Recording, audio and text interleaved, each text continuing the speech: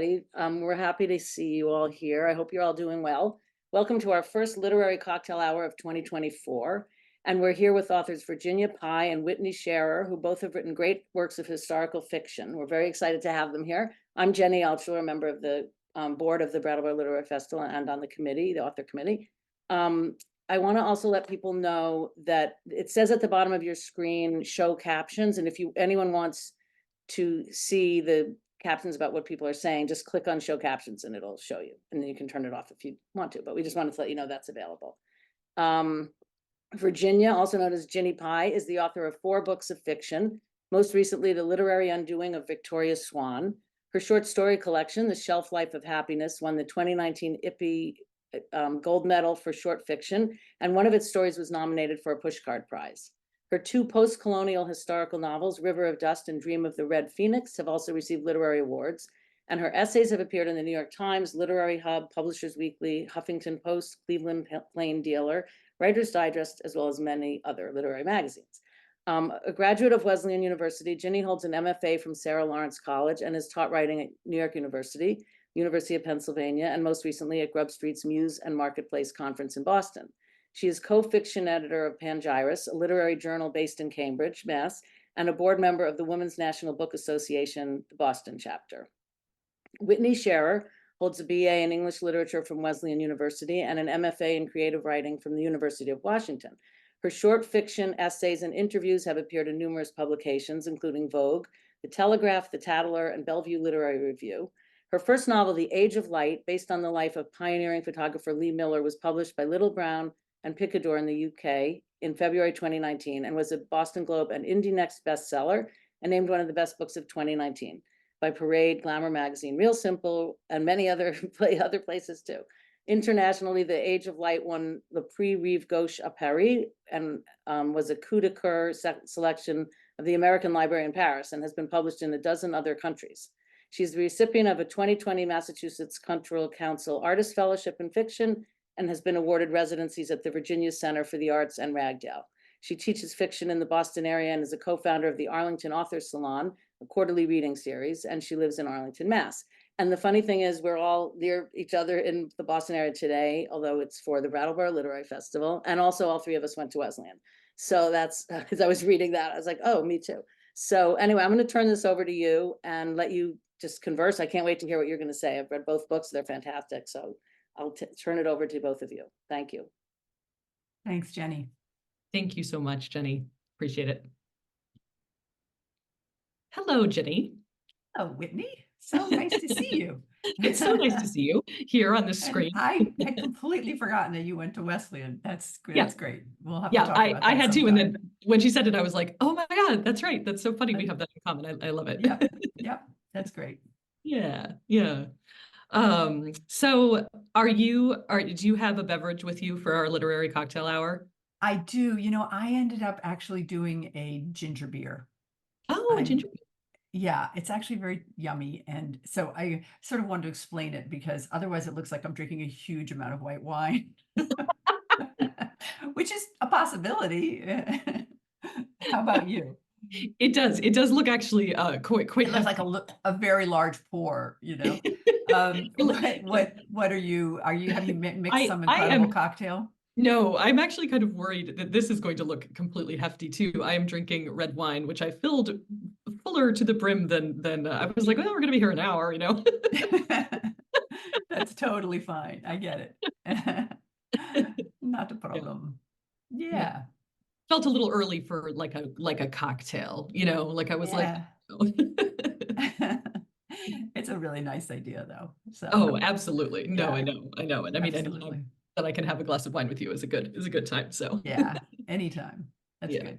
So why don't you tell me about your book? I know you've been traveling around a bunch and doing a bunch of different events, certainly in the Boston area and beyond as well. And so you're probably an old hand at talking about the story, but I would love to know, where your idea came from and just a little bit about what the novel's about. Sure. Well, thank you. And we should reveal that you're one of the wonderful blurbers for my novel, which I so appreciated. Very generous words that you shared about it. So thank you, and thank you for making time for this too. And thanks to the Brattleboro Literary Festival. And wonderful to have the friendship with Jenny, and lovely to meet you all who run it. And I'll tell you about the literary undoing of Victoria Swann. Well, I moved back to the Boston area like 8 years ago now, and was so struck by how bookish it is. I immediately started noticing people reading real books on the subway and walking down the sidewalks. And I even have seen people like propping books up at the steering wheel at stoplights. And I was really struck by that. And living in Cambridge, I started to also notice the plaques on a lot of the beautiful old homes. And they weren't to like generals or politicians, but they're to writers. And almost all are male writers of the American canon. And so we've got people here like Lowell and Emerson and Hawthorne and Thoreau and Longfellow and W.B. Du Bois and Robert Frost and E.E. Cummings. The list just goes on. And I kept kind of stumbling into just seeing more plaques and notice, down the Parker House in Boston had the round table of these men. And I don't know, Charles Dickens came and visited, and there's a plaque about him. And everywhere I looked, there was just this shadow of these great male authors. And I had, written in a number of novels and published 3. And I was casting about for an idea for a next book. And I started to feel a little intimidated, or a little bit of the shadow of that. How do you add to that canon in some way? Or how do you take part as someone locally here?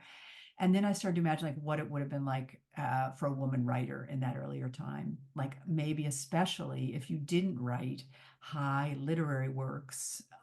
Henry James, of course, lived here. I can't leave him off. Um, and what if instead you're a woman writer who writes for a living and writes popular works that women enjoy, or that are just popularly enjoyed and are not part of the American literary canon? What would that feel like? Which is basically how I was feeling, right? I was feeling like, how do I compete here? I can't. Um, so that's how I started thinking about it. And then I went to the Schlesinger Library at Radcliffe and started doing some research about women writers, and discovered a lot of women writers have lived here over the years, most of whom we've never heard of. We know Margaret Fuller, the philosopher, and she was, pals with Emerson and Thoreau and those guys, and is much respected. And, we know Louisa May Alcott. Yeah. And there were a lot of other women writers. And so as I was doing that research, I literally stumbled on 3 sentences about a woman writer I'd never heard of. And her pen name was Gail Hamilton. Her real name that she was born with was Mary Abigail Dodge, but she took on the pen name Gail Hamilton because she grew up in Hamilton, Mass, just in the farms or in the countryside. She ended up writing about like philosophy and farm life and women's rights. So not a novelist, but her story jumped out at me because she sued her Boston publisher for underpaying her as a woman. And she did this in 1867, Oh. which is a really long time ago, and early, and so I thought, well, that's fascinating, because there's at least one woman out there who was very aware of this discrepancy between the male writers and the female writers, and the attention they were getting or how they were being treated. And so I thought, well, I'll steal that.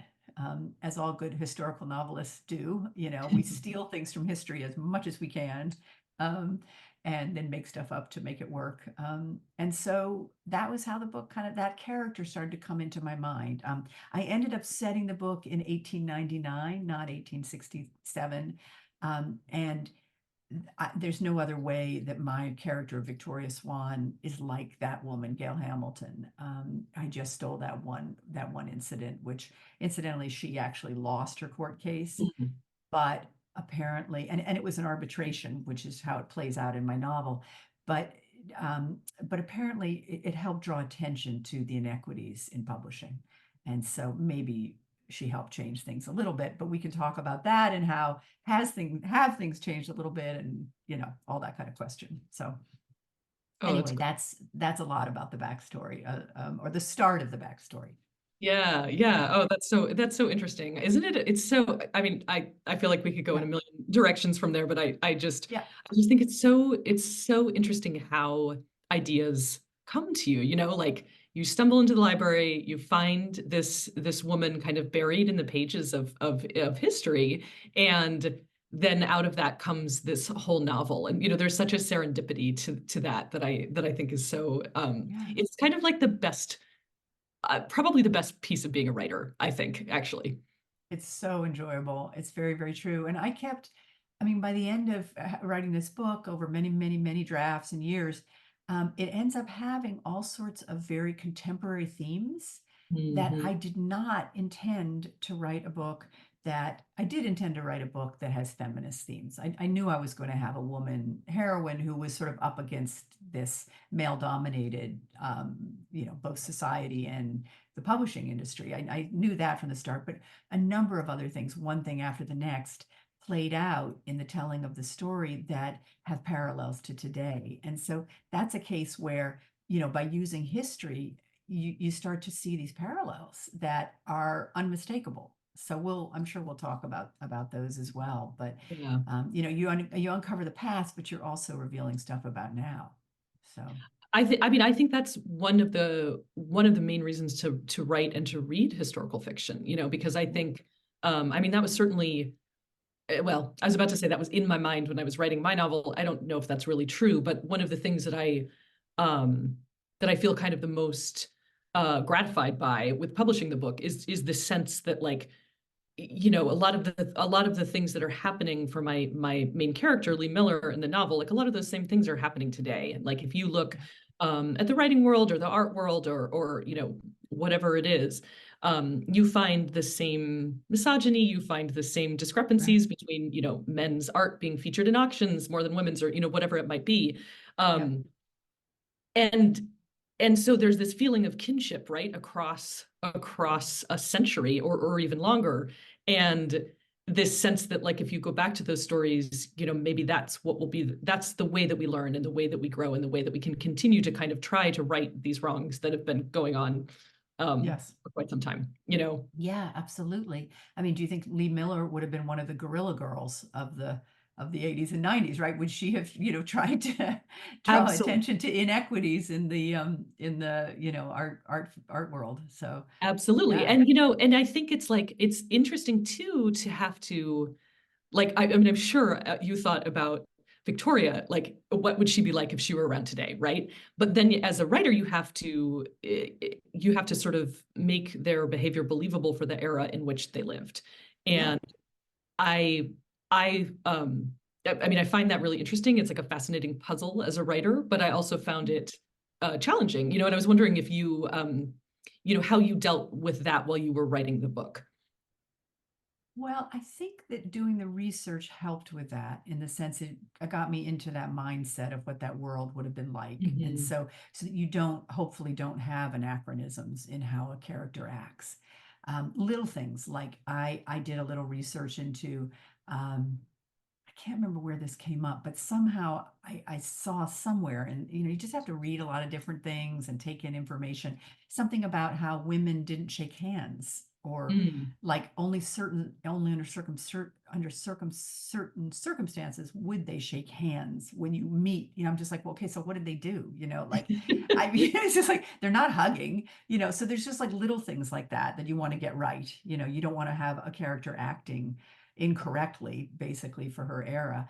But the thing that was really interesting, so I did that little bit of research into Gail Hamilton, and that led me to start to be interested in dime novels, like and to be interested in readers of that earlier time.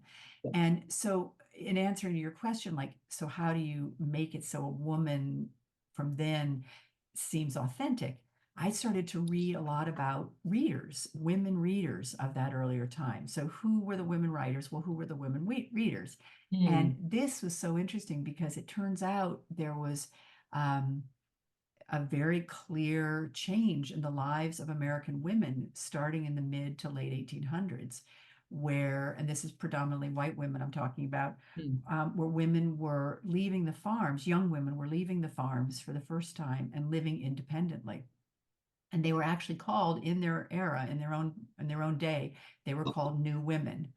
And they were leaving the farms. And so they were not living with either their parents or their husbands. They were living independently, the first women to live independently, and working in shops and factories and offices and as domestics. And they were coming in droves into the cities, and they were living in boarding houses. And they had more time on their hands. They had, I guess, their lunch hour, and they had their trolley ride, and they had in the evenings with the other young women in the boarding house, I guess. And that was how they spent their time, was reading. And so then I learned a little bit about, it's also because the American education system had gotten to a place where these working class women were educated well enough to read, which was great, like they were literate.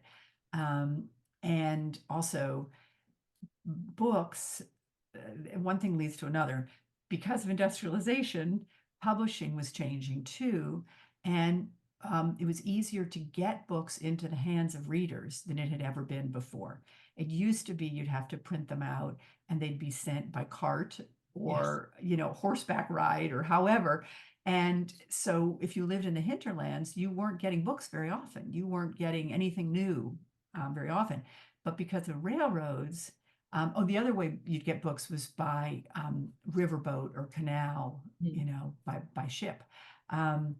Anyway, suddenly you could get books and these pamphlets that were called books weekly or monthly. And so you developed these readers who were voracious to know the next chapter or the next book in a series. And these women became totally hooked on these dime novels. And I was lucky that it turns out Brandeis has a treasure trove of them.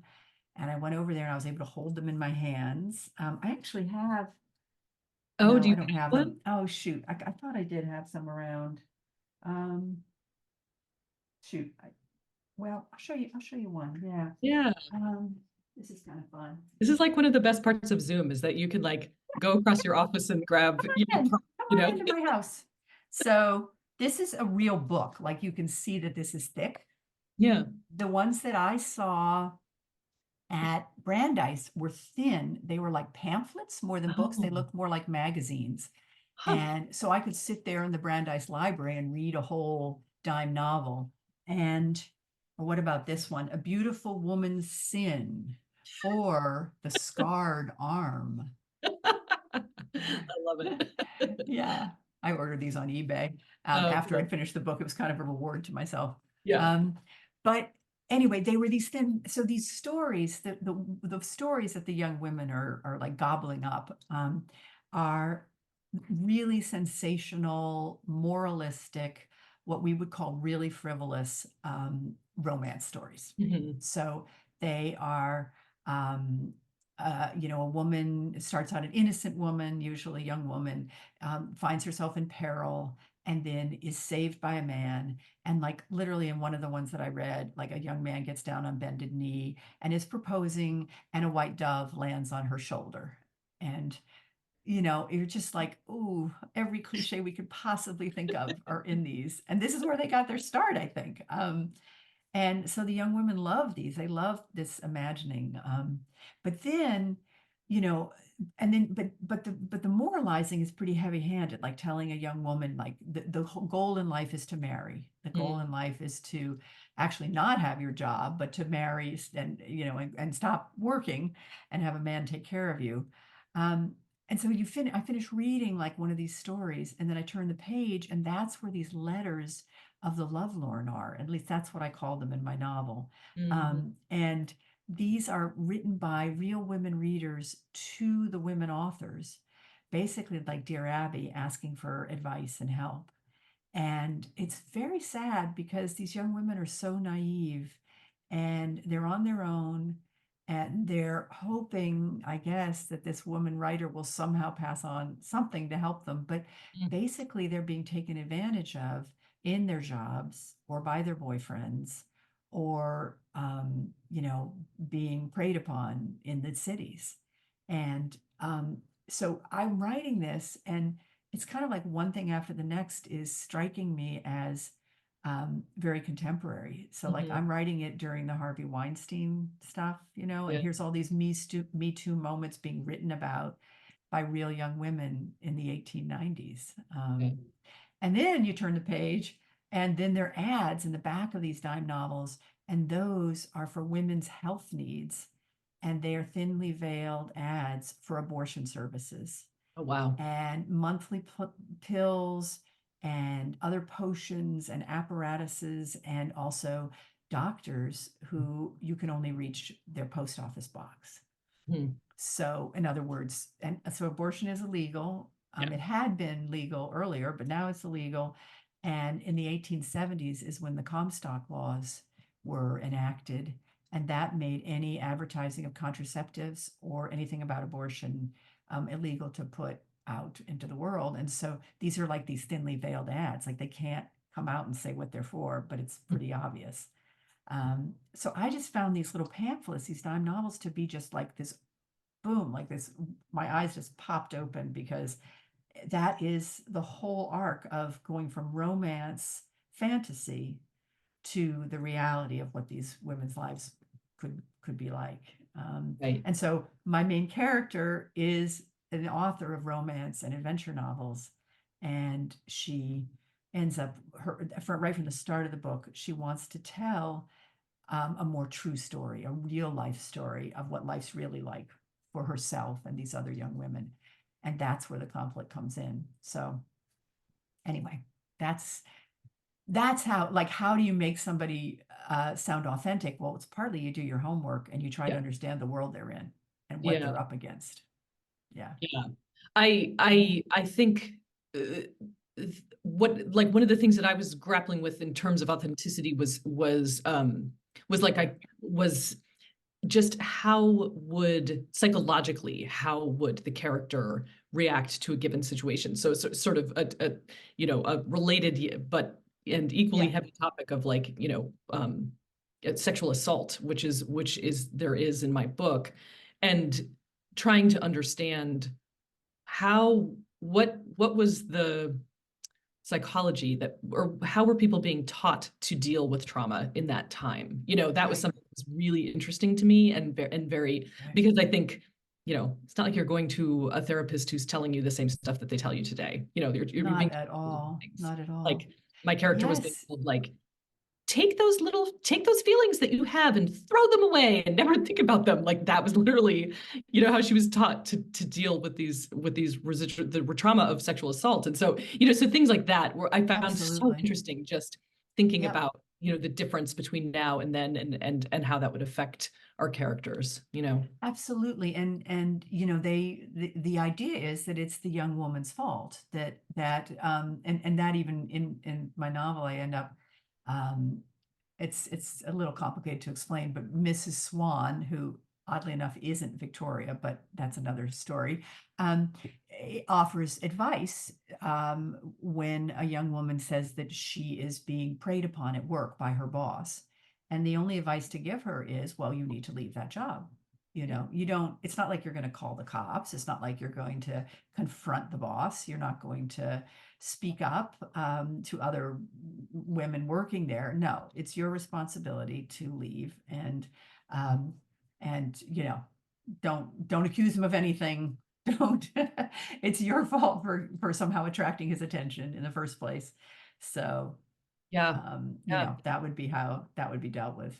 Yeah. It's so wild. I'm in the middle of reading The House of Mirth by Edith Oh yeah, Wharton, of course, Edith Wharton. I love it. which Yeah. the only thing I've ever read by Edith Wharton until this was Ethan Frome, which I read in high Oh, school. And I was like, Yeah, this book is so dreary and depressing, and I hate I it. know. Sorry, people in Vermont. Sorry. I know, right? Yeah. Well, and also Sorry. sorry, Yeah, Edith Wharton, because I shouldn't have read her when I was 16. Like, that's true. that was That's not the very true. time. But Age of Mirth is, I think, far superior. But yes, I think I it's mean, but the extraordinary. House It's of so Mirth is wonderful. like, it's so similar to what you're talking about, because Yeah. it's essentially, it's like a Me Too story. It really Yeah. is. Like, and the main character, like Lucy Bart, she gets herself into this predicament with this man. He like is alone with her in this house, and then Yep. she blames herself, and everyone blames her for Absolutely. everything that happened. And it's just Yeah. I'm so struck by the modernity of the issues that the book is tackling, and how it is tackling them, because Mhm. it feels so much fresher and more modern than I was expecting. And there's like this character who's like been divorced 3 times, and I was like, really? Yeah. Like, I actually just didn't I know that forgot like about that was the that. thing that people did. That's So interesting. Well, yeah, but that's also they were very upper class, and so yeah. certain Oh, rules were different, you know. I think that's exactly it, right? That the Yeah. divorce piece wouldn't have happened if upper Yeah, I class, I don't guess. think. Although, I mean, I guess I could Yeah. have easily also been convinced that like if you were that upper class, divorce was not an option. Like I guess I just don't know that much Yeah. about it, but I hear you. Yeah. so No, yeah, that's wonderful. And actually for my book, I ended up reading, you know how some writers, they say, like, if I'm working on a book, I don't want to read anything else written by any other work of fiction set in the same time, because oh I yeah, don't want to, steal from them accidentally or yep, be influenced. I'm a yep. little bit the opposite. When I was revving up to write this book and I was doing all my research and I was going to Brandeis and Radcliffe, etc., I was reading Henry James's The Mm. Bostonians, and I was reading, I can't think of her name, Catherine. She's actually a Boston author who wrote a Catherine book. Howe. Yeah, is that right? And she wrote Catherine Howe. Isn't that who it is? I'm not sure. She wrote a book that's set in this same time period in Boston. I read The Boston Girl, that's set later, but I just Yeah. tried to get my hands on anything that was also portraying our city in an earlier time, close to my same time period or at the Yep. same. And I read biographies of some of those gentlemen of letters, and I just tried to fill up my brain with as many details from that earlier time. And and actually I watched a lot of movies. That's another thing I did, set in that early. And so it's Gilded Age. Mine is set in the Gilded Age, and so it's Mhm. very easy to find things set there. And so some people would try to avoid all of that, but my thinking is I want to know all of those cliches and stereotypes and expectations that my reader has, so that I can take advantage of them and also undercut them.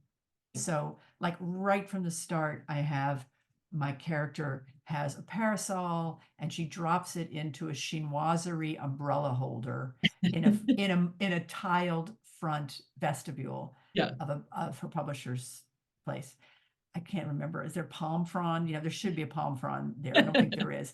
But do you know what I mean? It's like I wanted to use the place settings of that era. And I feel the same way also just about using romance novel cliches, because that's what the whole book ends up being about, is Mhm. somebody kind of trying to see the reality behind the romance novels, trying to get to the real life story. Yeah. So anyway, I play a lot with those kinds of cliches and tropes. They really are tropes, I guess Yeah. you could say. Tropes. Yeah. Yeah, Yeah. exactly. I mean, I think like I feel like when I think about your novel, like even though like it's dealing with all of this heady stuff, and I felt like I learned a ton reading it and everything, but most of all, it was just fun. I thought your novel was so fun. And like it was fun Thank to you. read. The prose is like it's so like it just has this like energy to it. It feels Mm. I don't know, you just want to keep turning the pages. Aw, It feels like a pleasure to read it. And so thank you. I and I think a piece of that must come from like you I just felt like you must have been having fun with like the chinoiserie and the umbrella and everything. That It's was the like thing of it. I had so much fun writing this book. I don't know. I hope I have this much fun again with the next one. yeah, yeah. I really do.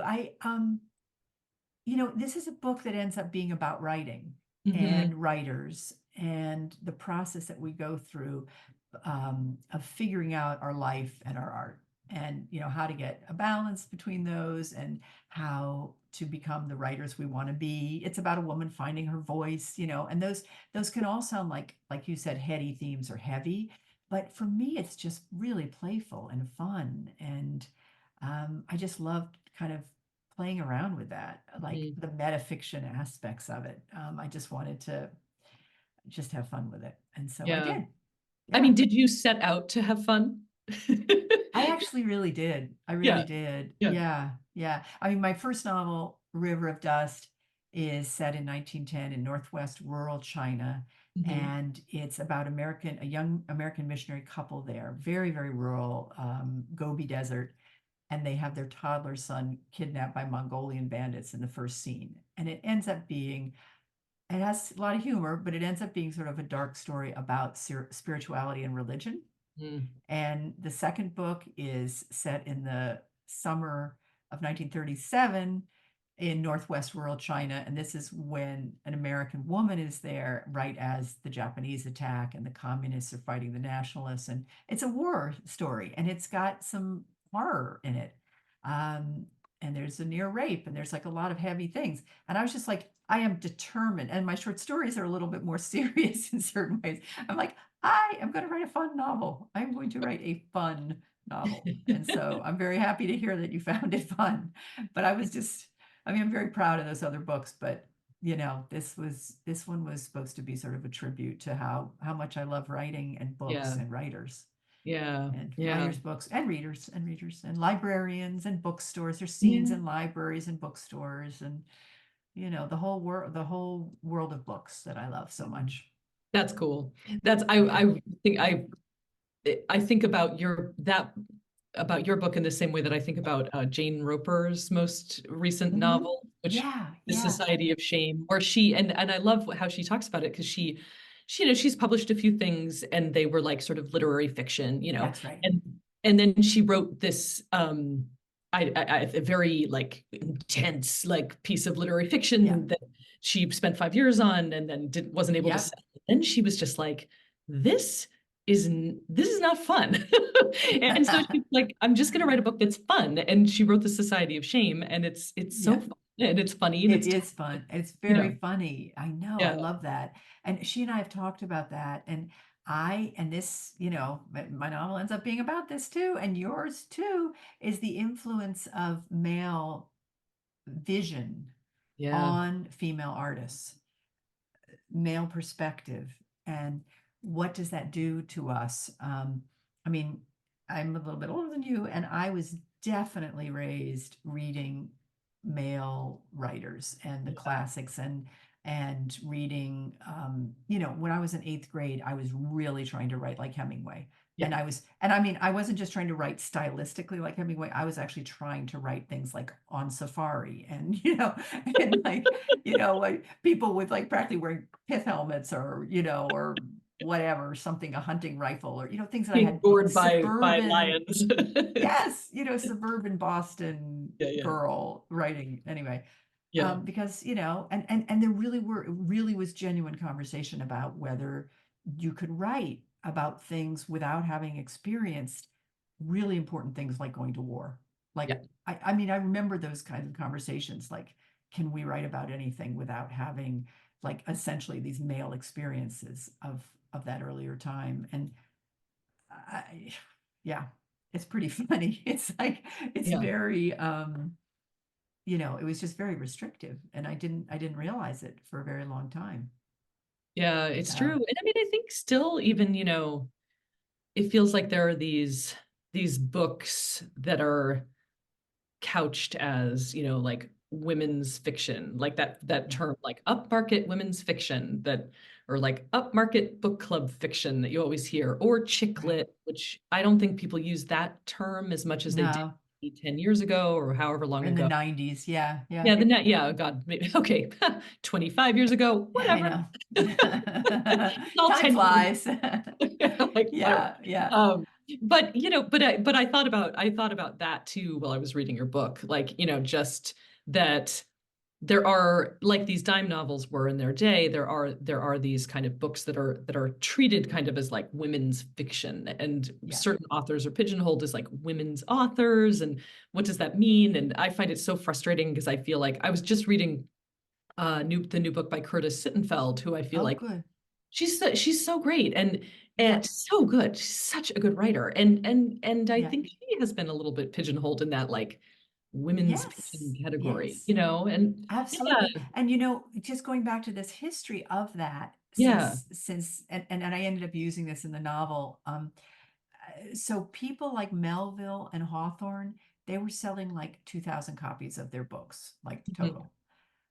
The women who were starting to write these bigger books, like, well, the big example is Uncle Tom's Cabin, but other ones that were more exclusively for women were selling in the hundreds of thousands. oh no way, I didn't know that actually, huh? And yeah, and it turns out that that's those sales of women writers writing to women readers Hmm. is what helped the publishing industry evolve from family-run businesses to actual companies with other employees, and then eventually to Huh. our corporations of today, I suppose.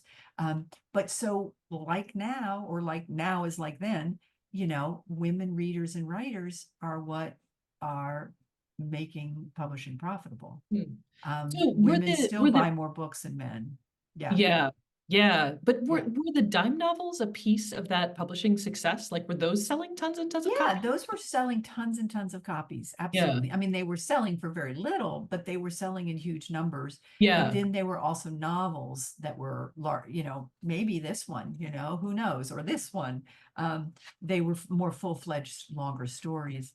Um, Yeah, and they were selling in big, big numbers, and it just changed the whole profile. And so, so the gentlemen, and my book definitely plays on this, the gentlemen of publishing were both, you know, grasping onto this, but also slightly horrified. Like their whole notion of, you know, propriety and what's a good book and what's a good story. And, it's just right, threw everything out of whack. right. Because, they out of, they thought that these stories were lurid and sensational, and yet they're like making it so their company survives and etc. So, I mean, you have to imagine that the massive success of like Colleen Hoover and like right. Yep. whatever, what is the, oh my God, like Uh, 50 Shades of Grey, like whoever that author, oh, yeah, yeah, yeah. Ooh, yeah, I can't I can't remember her think of her name. name right now. Anyway, but I mean, those people have sold millions and millions of copies of their books. Yes. You have to imagine that that is funding the Yep. publication, well, hopefully of Yep. both men and women authors who are selling less copies, but I I mean, think it's a that's our similar idea dynamic. today. Yeah. Yeah, yeah, But back to what you mentioned a minute ago about winning art prizes, like who wins the prizes yeah, today? yeah. Although I think I read somewhere that now there are more women writers than male writers being published. So it's a funny moment because I what you're describing about the 90s and women's lit and all that is true, or chick lit and women's fiction and all of that, and how the people look down their nose at that, and yet um but there are more women writers and readers than ever, and Yeah. it is supporting things, and so it is more mainstream. It isn't just considered something that's just for women. I don't know, it's a little um anyway. Yeah, Yeah, yeah. it's I mean, it's hard to know, yeah. yeah, I feel like Yeah. half the stuff that I feel and think about it is literally like from that epoch in the 90s, and so it's Right. hard to know. And I mean, I do know, like I have a friend who has his debut novel is coming out in March, and he was like looking at some list of statistics of like the debut novels coming out from, I don't know, it was like a group of publishers, and Yeah. it was like primarily women. Like it was so Yes. interesting. Yes. Like I can't remember what the percentage was, but whatever it was, like he Yeah. was the distinct minority as a male author. And I thought, oh, that's Right. so Right. fascinating, But that's exactly it. And I think it has changed, and that is true. And yet, I think if we still looked at who's winning prizes and who's at that very top level or the upper echelon levels, it's more predominantly men. Who Oh, and I I think, know people have pointed out about the New York Times book review that it's many more men than women yeah, get reviewed and yeah. etc. Yeah, right. there's still And work to do. yes, and this women artists, visual artists, this is definitely the case. Yeah, I think the art Yeah. world is actually still is still kind of worse off than the literary world. I So think so. I think women writers have sort of taken up more space, claiming our space, which is yeah, good. It's really yeah. good. And that's I what was Victoria was trying to do. When exactly, Victoria, and I had a question I was going to ask you earlier yeah. about the dime novels and this idea of the moralizing that they did, and I was Mhm. wondering if you, in your research about that, like, was that something that they had to do in order to be published, or was that just sort of the kind of the ethos of the time that they that I don't know the answer to that. In my novel, Victoria's editor, her original editor, first editor. Oh, sorry about that. My dog just woke up. Um, Victoria's first editor, wants her always to have the men, um, rescue the woman, or like, and have the sort of tell the story the way it's supposed to be told. And so, in other words, in my imagination anyway, or my understanding, it would be something that a publisher would want, Mhm. to enforce these rules, because my guess is there was a certain anxiety, societal anxiety, about these young women being on the loose in the cities. What do Yeah. we do with all of them, and why, and who's looking after them, and who's keeping them out of trouble, and all of that. And, Yep. and I think some of that fell to the dime novels to try to do. So Yeah. Yeah, anyway, it's funny. It's not something I know, I'm certainly no expert in dime novels, and but I think like a piece of like my view of them comes from Little Women, probably, where like Jo is trying to write like her little pot boilers and everything, yeah, and in a certain way I'm sure it's like this one moralized and it sold well, so now this yes, lawsuit, there's yes, probably a piece of that to it, but right, but at right. the same time, I think it's interesting to think about, like, having to have this message maybe for these, like, these new women. Yeah, yeah. And right. Well, actually, it was really fun to find some of the early dime novels written by Louisa May Alcott.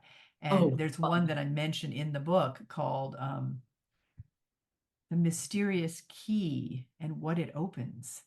And I read that. I actually read that dime novel, and it's really silly. It's a ghost story in a way, or it's just Yeah. a silly. I mean, and these were the things that was supporting Louisa May Alcott and her family. She was the sole supporter of her family as a young woman, much like Jo was trying to Yeah. do late in the novel itself. And then she hit it big with Little Women. So, and incidentally, she told um, James, oh good Lord, now I can't think of the name, Tinkner, Mhm. James Fields, Tinkner and Fields, um, that he turned down publishing Little Women, and he said she should stick with dime novels, Oh my God. and she showed him, and he incidentally is the one who cheated Gail Hamilton Oh, no by, way. yeah, and he Oh, cheated that's her in this way that I end up using in my novel, which is that he gave her royalty, like, let's say 10% on a $1 book, so she'd get 10 cents for every book, and then he raised the price of the book with time, over time, but never raised yeah. her 10 cents. And Ah. so they clearly were cheating her, and yet she still lost her case. So Oh God. anyway, Uh, that's an aside. But anyway, it's so fun to chat with you. And should we take questions, or one of I those things, or how do I we? think so. I think we have some questions, and I know it's 5:45, so it'd be great to be able to get to Yeah. them. Mhm. Oh, we can't hear you. I Jenny, think we can't hear you, hon. Sorry about that. It's okay. I was gonna say that Kathy asked if you use either of you use newspapers, and how much did you use them, and how are they helpful? And was it Absolutely. fun Yeah. going into the newspaper? I would ask too. Yeah, I did. I'm trying to remember how I did that. So much is available just on our computers. I did not, I remember years ago writing a novel where I literally had to go look at microfiche in a Yes. New York Public Library in the West Village and, you know, old New York Times things. But in this case, I did a lot of this online and could track things down that way. So, you know, and I kind of feel like the dime novels had that same feeling to them because they had the advertisements, which is oftentimes what you go to newspapers for when you're writing historical fiction, because they tell you so much about the society and what people are wearing and what they want and, you know, how they want to spend their money. Anyway, and then those letters to the lovelorn, you know, of the lovelorn were also like kind of newspaper like because they were so you know, nonfiction. They were so much of that time. And what were you going to say, Whitney? Did you Oh use that? yeah, I mean, yeah, I used newspapers too. Sort of sounds like it in the same way as you. I mean, for me, the advertisements were also really helpful, and I think a piece of that was that my character was a model for Vogue magazine, and so I had to sort of immerse myself in the fashion world. So I used newspapers, but I also used the Vogue magazines from that time period, which were so helpful, and like the advertisements in it were maybe the most helpful part, just to see. Okay. You know, I don't know, this gives you this incredible flavor of, yeah, like I guess the desires of people at that time, you know, Yeah. in a way that I think the articles don't quite capture as well as the marketing copy. Absolutely. Absolutely. You know what I was I actually wondering? loved getting into the descriptions of women's clothing Yeah. and the images of women's clothing. And I actually bought a book. I ordered a book online that was about 1890s women's clothing because it's so complicated. Unbelievable how many different names there are for women's hats, for the parts of women's hats, for the parts of women's clothing, for the undergarments, for everything has a name and everything indicates some different thing about what's to be worn at what time of day. And I didn't use, you know, a quarter of the information that I ended up getting, but I was just so impressed. I was like, are you kidding me? This is, you know, and a lot of some of them are French and some of them are come over from England. And it's just like, it's a whole universe. I just had fun with some of the more, I don't know, fun details like women using tons and tons of things decorated with bird feathers and creating a national bird emergency at that time. Many birds were almost made extinct because women were using so much feathers in decorating their hats and their clothing. And it really was a crisis that, you know, it was narrowly averted, I think, in some cases. Hmm. You know, I So, was wondering for both of you, you wrote these books about a different era. What's it like for you, like, for, you know, thinking about, like, did you feel like you're back there? Do you think about it, especially for Ginny in Cambridge, exactly where you were writing? But if, I don't know if you go to Paris or, you know, just like, do you think about that other time or the past? Is it more alive to you both? wait, I mean, you answer that. Yeah. yeah, I Go can ahead. start by answering that. I mean, I think I did go to Paris Oh, while I was researching my book, and then I've been back a couple times since, thank heavens, because it's so great there. And Paris is one of those cities where it's like you can just feel like you're back in the 20s. You know, I mean, they've just done such an incredible job of preserving everything, and so you can walk into literally the same restaurant that Lee Miller walked into. So in that sense, you know, it's so fun. It's so fun to just imagine that. And I think, you know, part of the fun of writing my novel was that era is so romanticized by everybody, and sort of and as well it should be, you know, because it was like this incredible moment where all of these artists and musicians and everything came together in this one city. So it's hard to imagine not, like, you know, imagining yourself there and sort of yearning for that. And yeah, it was like one of the true pleasures of writing the book, I would say. Yeah. Yeah. And for me, Cambridge is my hometown and Boston is my hometown. And I was returning to it after 35 years away. And so this is a love story to books and writers and readers. And it's also a love story to Boston and Cambridge, and probably more specifically Cambridge in certain ways. So, yeah. But I'm seeing something here from Ginger that looks Oh. would be fun, and Anita good. as Will you well. I'd Yeah. love to answer those. I gotta let my dog out though. Okay. My dog was just barking too. Oh yeah. I Read the there's- question just for the video or whatever later. I loved Yeah. everything. Ginger said, I loved everything about the literary undoing of Victoria Swann.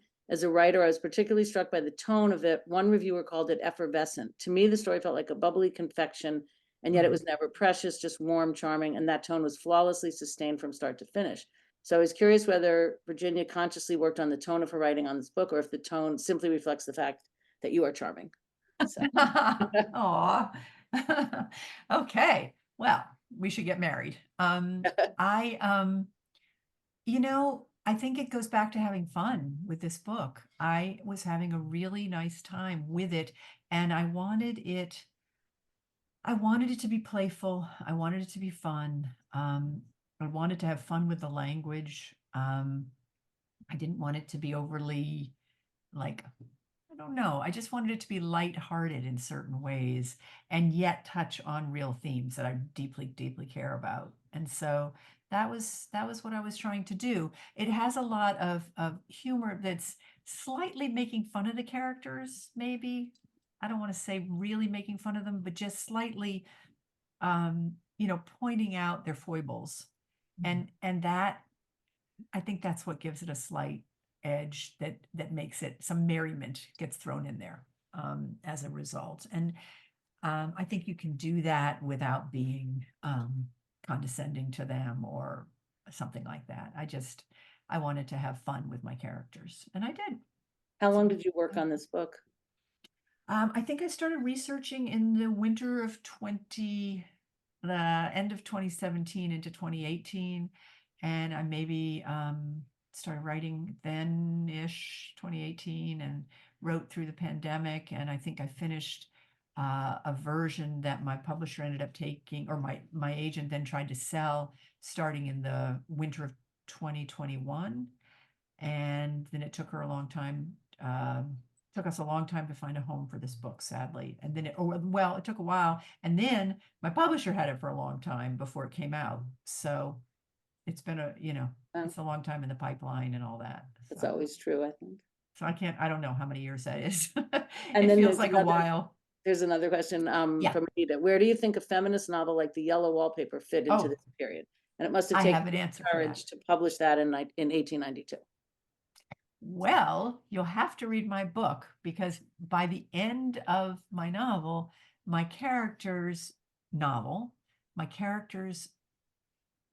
third novel that she's written during the course of the book, or second novel, now I can't remember, is compared to The Yellow Wallpaper.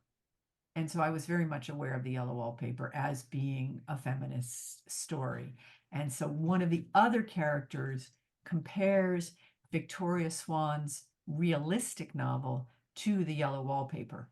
And Victoria, in her usual fashion, hasn't read it yet and may or may not ever read it, because there's a funny thing about her, which is that she loves writing, but she's not really very educated. So she doesn't.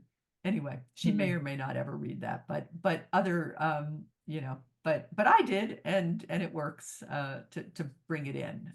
I had a lot of fun mentioning a lot of other books of that time, including Henry James and the Bostonians and Flaubert, and I wanted to write a book that's about books and writing and readers. Actually, for both of you, how did you decide where there's that just made me think of this, the real character and a fictional person in the book, but then there's real people coming in that you notice. So how do you determine that in a historical fiction? How do Whitney, why don't you start with that one? Yeah, that's a big one for you, Whitney. Yeah.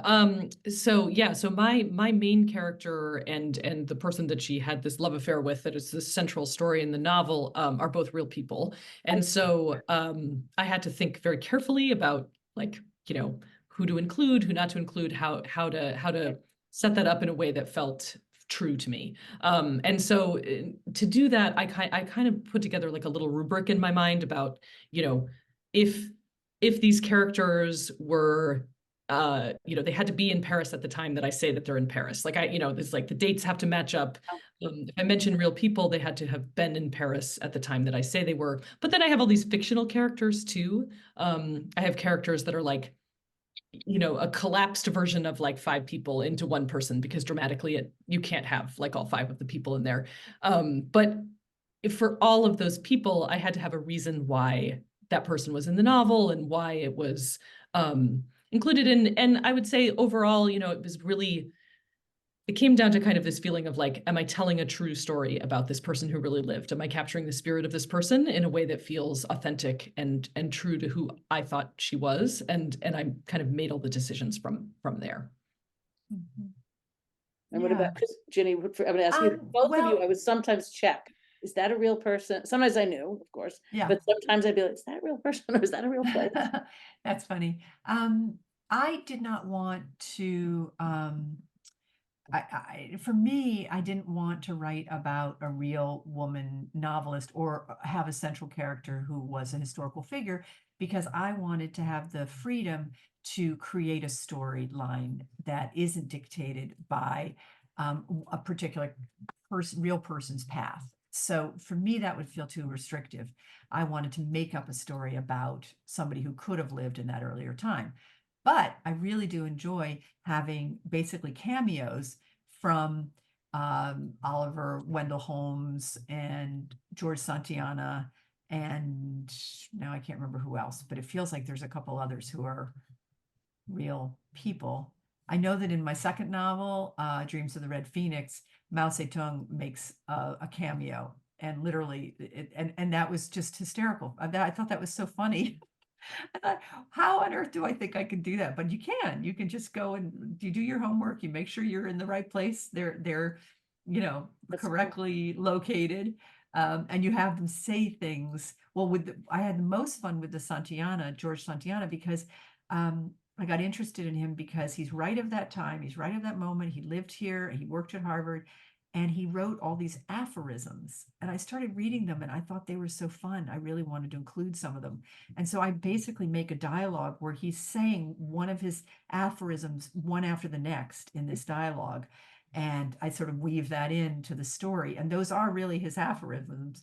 But, you know, but obviously he would never say them in that way. And obviously I was just having fun, you know, so. I think both books taught me a lot. I read, you know, as I said, I researched to see who is this, and I didn't, Yeah. and Lee Miller, had not heard of her, but everyone should know there's going to be a movie, right, about her with Yeah. Kate Winslet coming Right. out. Yeah, And it's already out. It just hasn't been cool. distributed beyond the film festivals yet. So hopefully it will get a wider And there were distribution. 2 articles in the New Yorker in the last month or 2 Yep. about her, Yep. an art exhibit and the movie. So anyway, Yeah. now I feel like, oh, I know who that is. So and Does that about, feel like competition, Whitney, or does that help your sales?